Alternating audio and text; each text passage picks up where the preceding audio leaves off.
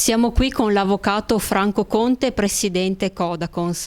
Avvocato, martedì 27 febbraio DJ Fabo è andato in Svizzera e ha scelto di morire con la pratica del suicidio assistito.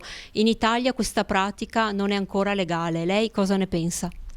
Beh, questo è un argomento delicato e quindi va trattato veramente in punta di piedi, perché dove c'è la sofferenza ci sono scelte esistenziali così estreme e uno può solo tacere e rispettare.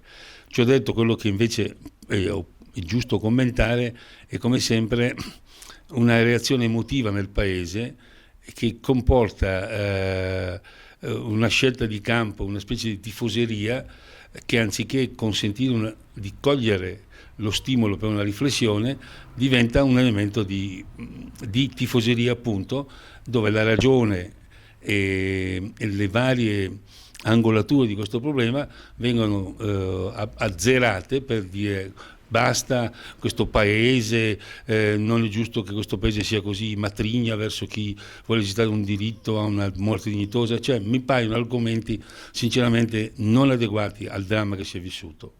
Quindi il mio parere è riflettere e in questa riflessione cambiare tutti verso una comprensione e magari su alcune considerazioni, tipo: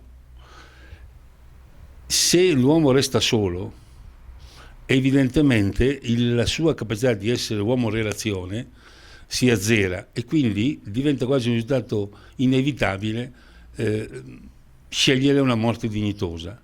Ma se l'uomo resta comunità, resta relazione, intorno a lui ci sono affetti, relazioni con le quali confrontarsi e con le quali, per esempio, accettare la sfida di una vita che non è indegna di essere vissuta, come ben è stato sottolineato, che è faticoso vivere, che è doloroso vivere, ma che può trovare ambiti di dignità proprio nella misura in cui si condivide questo. Ecco, per me è mancato tutto, manca, è trascurato questo aspetto meraviglioso, questa sfida meravigliosa che si può trovare in questa tragedia che abbiamo sofferto tutti, per la quale abbiamo sofferto tutti.